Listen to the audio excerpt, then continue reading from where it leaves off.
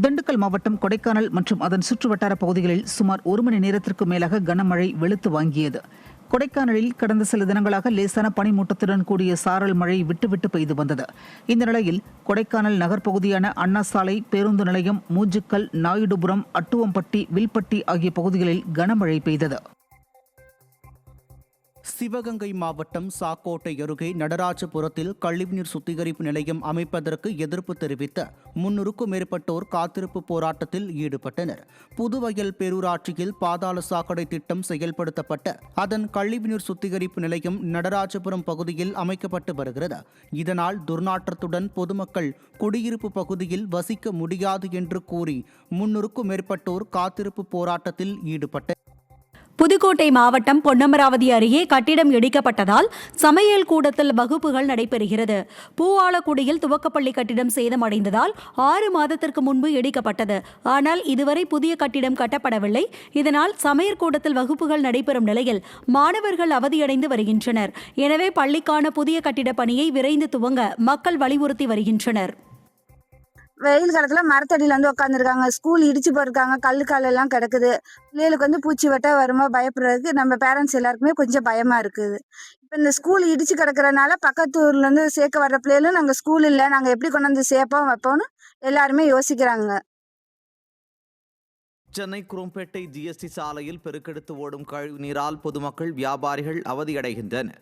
கடந்த சில நாட்களாக ஓடும் கழிவுநீரால் துர்நாற்றம் வீசுவதுடன் அப்பகுதியில் சுகாதார கேடு ஏற்படும் அபாயம் நிலவுவதாக பொதுமக்கள் குற்றம் சாட்டுகின்றனர். எனவே சம்பந்தப்பட்ட துறையினர் உடனடியாக ஆய்வு மேற்கொண்டு பிரச்சினைக்கு நிரந்தர தீர்வு காண வலியுறுத்துகின்றனர். நாகப்பட்டினம் மாவட்டம் சிக்கலில் உள்ள புகழ்பெற்ற சிங்காரவேலர் திருக்கோவிலில் ஆனி மாத கிருத்திகையை முன்னிட்டு சிறப்பு அபிஷேக ஆராதனை வெகு விமர்சையாக நடைபெற்றது. விழாவையொட்டி அதிகாலை முதலே சிங்காரவேலர் சன்னதியில் சிறப்பு பூஜைகள் நடைபெற்றன. கார்த்திகை மண்டபத்தில் எழுந்தருளிய சிங்காரவேலருக்கு மஞ்சள், சந்தனம், பன்னீர், பால், இளநீர், தேன், நெய், பஞ்சாமிர்தம் உள்ளிட்டவைகளால் அபிஷேகமும் அதனைத் தொடர்ந்து மகா தீப ஆராதனையும் நடைபெற்றது. புதர் மண்டி கிடக்கும் வைகை ஆற்றை சீரமைக்க கோரிக்கை எழுந்துள்ளது. சிவகங்கை மாவட்ட ஆட்சியர் அலுவலகத்தில் நடைபெற்ற விவசாயிகள் குறைதீர் கூட்டத்தில் பங்கேற்ற விவசாயிகள் மக்கள் வாழ்வாதாரமாக உள்ள வைகை ஆற்றில் நாணல் மற்றும் சீமை கருவேல மரங்களை மழை காலத்திற்கு முன்பாக அகற்றிட வலியுறுத்தினர். மேலும் மானாமதுரை பெண்கள் மேல்நிலைப் பள்ளியில் மாணவிகள் எண்ணிக்கைக்கு ஏற்ப கூடுதல் கட்டிடம் கட்டித்தரவும் கோரிக்கை விடுத்தனர். கன்னியாகுமரி, கள்ளக்குறிச்சி மற்றும் சிவகங்கை ஆகிய மாவட்டங்களில் லஞ்ச ஒழிப்புத்துறையினர் அதிரடி நடவடிக்கையில் ஈடுபட்டனர். கன்னியாகுமரி மாவட்ட எல்லை தமிழ்நாடு அரசு போக்குவரத்து துறை சோதனை சாவடியில் லஞ்ச ஒழிப்புத்துறையினர் திடீர் சோதனை நடத்தி கணக்கில் வராத பணம் பறிமுதல் செய்து ஆவணங்களில் ஆய்வு மேற்கொண்டனர். இதேபோல் பட்டா மாற்றம் செய்ய பரிந்துரை செய்வதற்காக கள்ளக்குறிச்சி வட்டாட்சியர் அலுவலக முதுநிலை உதவியாளர் ஆரோன் உதவான் ஷெரீப் என்பவரிடம் 2500 ரூபாய் லஞ்சம் பெற்ற போது லஞ்ச ஒழிப்புத்துறையினரிடம் சிக்கினார். இதேபோல் சிவகங்கை மாவட்டம் திருப்பத்தூரில் காணாமல் போன மகளை கண்டுபிடித்து தர 5000 ரூபாய் லஞ்சம் வாங்கிய காவல் உதவி ஆய்வாளர் சத்தியமூர்த்தி கையும் களவுமாக கைது செய்யப்பட்டார். கன்னியாகுமரி மாவட்டம் மார்த்தாண்டம் அருகே உள்ள RPA தனியார் கல்லூரி நிர்வாகம் பொதுமக்கள் நடந்து செல்லும் சாலையை ஆக்கிரமித்துள்ளதாக குற்றச்சாட்டு எழுந்துள்ளது. மாமுட்டு கடை பகுதியில் பொதுப்பாதை ஆக்கிரமிக்கப்பட்டது குறித்து அளிக்கப்பட்ட புகாரை அடுத்து அப்பகுதிக்கு சென்ற நில அளவீட்டாளர்கள் மற்றும் அதிகாரிகள் முறையாக அளவீடு செய்யவில்லை என கூறப்படுகிறது. எனவே விளவங்கோடு வட்டாட்சியர் அலுவலகத்தில் மனு அளித்துள்ள அப்பகுதி மக்கள் உடனடியாக நடவடிக்கை எடுக்காத பட்சத்தில் போராட்டத்தில் ஈடுபட உள்ளதாக எச்சரித்துள்ளனர். அந்த பாதையை நாங்கள் இதுவரை பயன்படுத்தி கொண்டிருந்தோம்.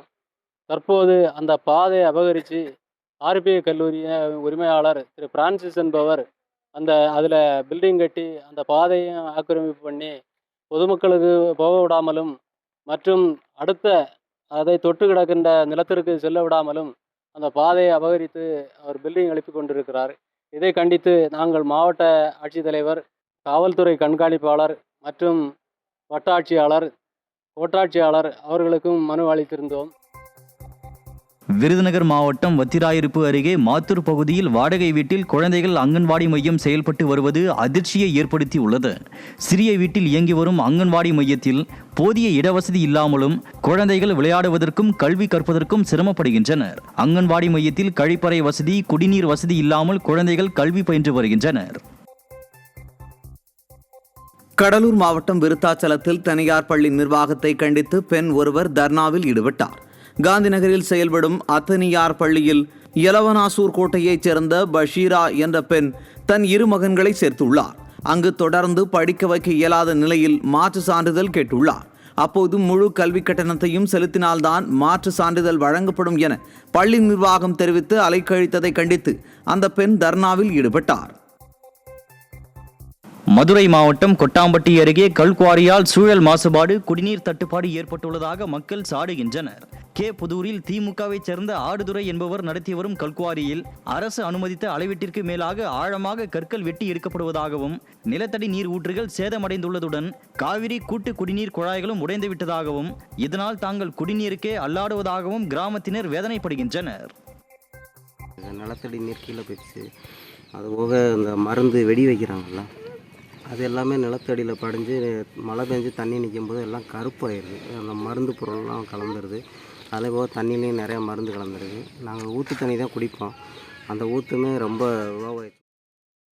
கடலூர் மாவட்டம் திட்டக்குடி அருகே மருத்துவமனையில் பணியாற்றி வரும் செவிலியரை தாக்கிய நபரை கைது செய்ய வலியுறுத்தி மருத்துவர்கள் மற்றும் மருத்துவமனை ஊழியர்கள் ஆர்ப்பாட்டத்தில் ஈடுபட்டனர். சிகிச்சை பெறுபவருடன் துணைக்கு வந்த நாகார்ஜுனா என்பவர் செவிலியருடன் வாக்குவாதம் செய்து தாக்கியதாக கூறப்படுகிறது. இதுகுறித்து புகார் அளித்தும் தாக்குதல் நடத்திய நபரை கைது செய்யவில்லை என கூறி சக ஊழியர்கள் போராட்டம் நடத்தினர். திருச்சியில் அரசு பேருந்து ஓட்டுநரை தனியார் நிறுவன பேருந்து ஓட்டுநர் தாக்கிய சம்பவம் அதிர்ச்சியை ஏற்படுத்தி உள்ளது.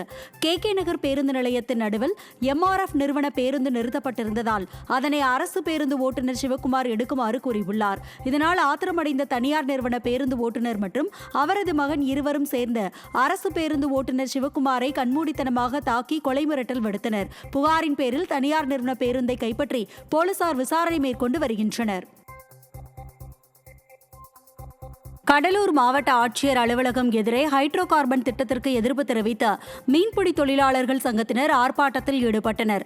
பரங்கிப்பேட்டை அருகே 425 கோடி ரூபாய் மதிப்பீட்டில் 18.7 கிலோமீட்டர் தொலைவில் கடலுக்குள் ஹைட்ரோ கார்பன் கிணறுகள் அமைக்க ஹிந்துஸ்தான் ஆயில் நிறுவனத்திற்கு மத்திய அரசு அனுமதி அளித்துள்ளது. இந்த நிலையில் இத்திட்டத்தை தமிழக அரசு அனுமதிக்க கூடாது என வலியுறுத்தி கடலூர் மாவட்ட மீன்பிடி தொழிலாளர்கள் சங்கத்தினர் மாவட்ட ஆட்சியர் அலுவலகம் எதிரே கண்டன ஆர்ப்பாட்டத்தில் ஈடுபட்டனர். ஒன்றிய அரசாங்கம் பரங்கிப்பட்டை பகுதியிலிருந்து கடலில் உள்ள சுமார் 18 கிலோமீட்டர் அருகில் 4 ஹைட்ரோ கார்பன் திட்டத்தை அமைப்பதற்கு ஹிந்துஸ்தான் லிமிடெட் நிறுவனத்திற்கு அனுமதி அளித்திருக்கிறது. இப்போது ஒன்றிய அரசாங்கம் அதனுடைய விண்ணப்பங்களை தமிழ்நாடு அரசாங்கத்திற்கு அனுப்பி சுற்றுச்சூழல் அனுமதி வழங்க வேண்டும் என்ற அந்த கோரிக்கையை வைத்திருக்கிறார்கள். மீன்பிடி தொழிற்சங்க கூட்டமைப்பு CIT பொறுத்தளவிலே இந்த திட்டத்தை கடலுள் உள்ளே அனுமதிக்க கூடாது என்ற கோரிக்கையை நாங்கள் முன்வைக்கிறோம். கள்ளக்குறிச்சி மாவட்டம் சங்கராபுரம் அருகே பொய்குணம் கிராமத்தில் வீட்டின் பூட்டை உடைத்து 7 பவன் தங்க நகை மற்றும் 30,000 ரூபாய் பணம் கொள்ளையடிக்கப்பட்டுள்ளது.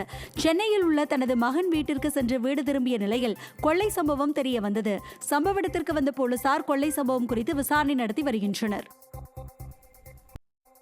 கரூரில் வீட்டினுள் தனியே சிக்கிக் கொண்ட குழந்தை பத்திரமாக மீட்கப்பட்டது. தான்தோன்றிமலை வெங்கடேஸ்வரா நகர் வடக்கு தெருவில் வசிக்கும் அற்புதவேல் ராணி தம்பதியினரின் 2வது மகன் சரணித் தனியே வீட்டில் விளையாடி கொண்டிருந்த போது தவறுதலாக உள்பக்க தாழ்பாளைப்பட்டுள்ளார். இதனால் குழந்தையும் பெற்றோரும் தவித்த நிலையில் தகவல் அறிந்த தீயணைப்புத் துறையினர் கதவை லாவகமாக உடைத்து குழந்தையை பத்திரமாக மீட்டு பெற்றோரிடம் ஒப்படைத்தனர். காலி பணியிடங்களை நிரப்ப வேண்டும் உள்ளிட்ட பல்வேறு கோரிக்கைகளை வலியுறுத்தி அங்கன்வாடி ஊழியர்கள் கண்டன ஆர்ப்பாட்டத்தில் ஈடுபட்டனர். அங்கன்வாடி மையத்தை தனியார் மயமாக்க கூடாது, முறையான ஊதியத்தை வழங்க வேண்டும் உள்ளிட்ட கோரிக்கைகள் வலியுறுத்தப்பட்டது. சிவகங்கை, நாமக்கல், விழுப்புரம், திண்டுக்கல் உள்ளிட்ட பல்வேறு மாவட்டங்களில் இந்த ஆர்ப்பாட்டம் நடைபெற்றது.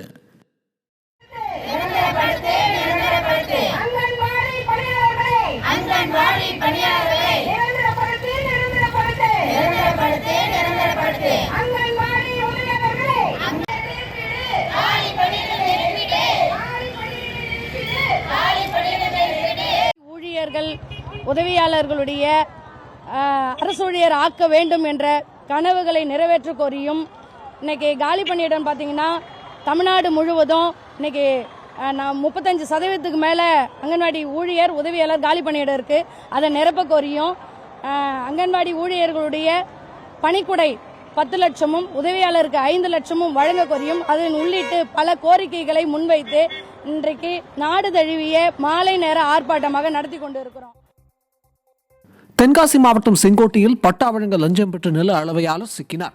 பிரானூரைச் சேர்ந்த மாடசாமி என்பவர் மனைவி பெயரில் தனி பட்டா வழங்க கோரி விண்ணப்பித்திருந்தார். மனுவை பரிசீலித்த செங்கோட்டை வட்டார தற்காலிக சர்வேயர் ராமர் செல்வம் 10,000 ரூபாய் லஞ்சம் கேட்டு மிரட்டியுள்ளார். இதையடுத்து ராமர் செல்வம் லஞ்சம் பெறும்போது கையும் களவுமாக சிக்கினார். சென்னை பெருங்குடி குப்பை கிடங்கு அருகே உள்ள ராட்சத மின் கோபுரம் பழுதடைந்துள்ளதால் மக்கள் அச்சமடைந்துள்ளனர். அந்த கோபுரத்தின் அடிப்பகுதி இரும்பு தூண்கள் பழுதடைந்து முறிந்த நிலையில் காணப்படுவதால் ஒருபுறமாக சாய்ந்து காணப்படுகிறது. மேலும் பிரதான சாலையின் ஓரமாக அமைந்துள்ள அந்த மின் கோபுரம் சரிந்து விழும் நிலை ஏற்பட்டால் பெரிய அளவில் அசம்பாவிதம் ஏற்படும் என எச்சரிக்கும் மக்கள் உடனடியாக அதனை சரி செய்ய வலியுறுத்துகின்றனர்.